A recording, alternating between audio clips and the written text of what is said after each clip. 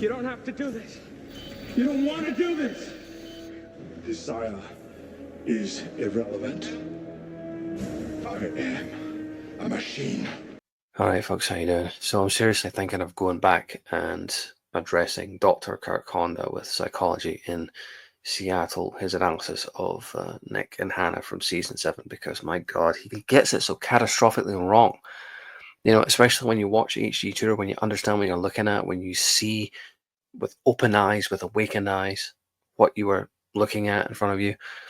You know, but I've got so much on my plate as it is. I've got 67 presentations ready to go right now. I've got another 27 that I'm working on based on William Wallace and based on the David Icke Guide to Global Conspiracy. That takes it up to 94 presentations that are either complete or I'm working on.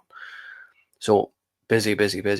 But, you know, I cannot help but feel that I have to step in because Dr. Kirk is getting it so catastrophically wrong. Wrong. All the way across the line.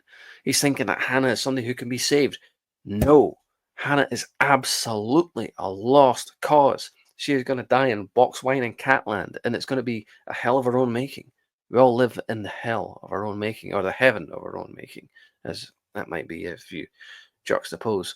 But we all live in the reality that we create. You know, if we create our own hell, guess what? We have to fucking live with it.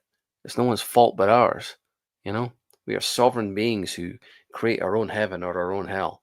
That's the reality of it. You know, I'm learning a lot from David Icke at the moment, by the way. The David Icke Guide to Global Conspiracy. It's a very good book. You know, I was hung up on The Biggest Secret for the longest time, thinking that was the top book. But my God, all of his books are really good. But you know, when you broaden your horizons a bit. But getting off that particular horse, the thing is, you know, Dr. Kirk is a well-meaning person. I actually kind of respect him because he's trying to do what he thinks is right.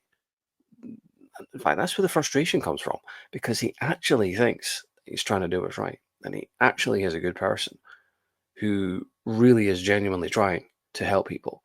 But because his information is incomplete, he's actually doing the opposite to what he thinks he's doing. He thinks he's helping them when actually he's hurting them, because he is persuading people to stay in toxic environments and toxic relationships which cannot be solved, and he thinks that they can be. This is where you have to draw the line. This is where you have to resort to the more reptilian side of your nature, to put it bluntly. You know, you have the dark side, you have the light, you have the mammalian, and you have the reptilian. We all have this. We are all mixed bags. We all have empathic and narcissistic traits to a point. You know, thankfully, I would say that I was a normal. You know, maybe I'm an empath. I don't know what I am. I have enormous empathy for humanity. You know, that's why I'm staying up at 2, 3, 4 o'clock in the morning. It's 4:35 when I'm recording this right now. I'm not asleep. You know, you can see the bags out of my eyes. I don't sleep really. I make videos and I make presentations all the time. You know, not so much videos recently because I've been working so heavily on the presentation side of things. But my God, sometimes when I see Dr. Kirk simping for these irredeemable lost causes like Hannah, I want to reach through the screen and fucking strangle him. I'm like, Dr. Kirk, you are a good person who's getting it catastrophically wrong. You are misleading people with your goodwill and your intention. That's what's so frustrating, because he's actually a decent person. He's a decent human being. He's a far better person than I will ever be on many levels. He's a far superior person to me in terms of his empathy and his compassion. But at the same time, he's also a far inferior person to me because he doesn't have the will to draw the line to say that you cannot redeem people like Hannah. You cannot redeem them. You can't bring them back. They're lost. Cut the cord, sever the anchor, walk away. Learn when to say no. Once you know, you go, as HG says.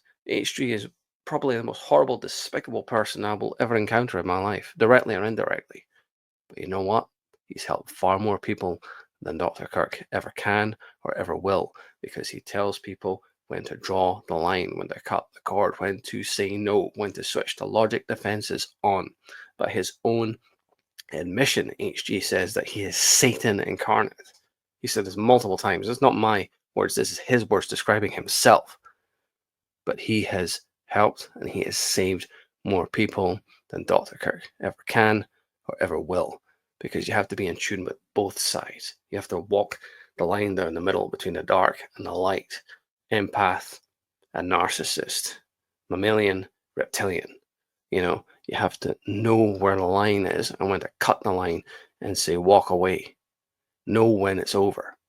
Know when to say no. Know when to go your own way. It's so frustrating because I actually do admire and respect Dr. Kirk on one level, what he's trying to do. But also at the same time, I despise him for getting it so fucking wrong. And he is wrong. No, people like Hannah, you cut the cord and you walk away before they destroy you, before they suck the life out of you, before they take away your self-respect, your self-esteem, your emotional, your mental health, your well-being, your spirit, your humanity, your fire, men or women. It's across the board, Know when to cut the line. Know when to walk away.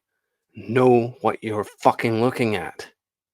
And it's funny because I'm having to side with the narcissist over the empath. Because empaths think emotionally, but you can't think emotionally. You have to separate the two. You have to segregate emotions from logic and realize that they're different things. You have to compartmentalize. But HG is the high-functioning narcissist, has far more logic, far more accuracy, far more precision, and he is correct. You have to be able to reconcile those two parts of your nature because we all have it. Every person alive who's ever lived or whoever will has this. So this is something that's really, quite frankly, drives me fucking nuts. I want to make the reaction videos to Dr. Kirk Honda, but would it make a difference? Would it get through to him? Probably not, because he's an empath, in my opinion, who thinks emotionally. He thinks that people can be redeemed and saved. No such thing as redemption for some people. Just realize this. Some people are too far gone. Some people are beyond salvation. You know who to save? The only person you ever can. Yourself. Anyway, rant over. I should probably get some sleep. It's coming up for 5 in the morning. Take care.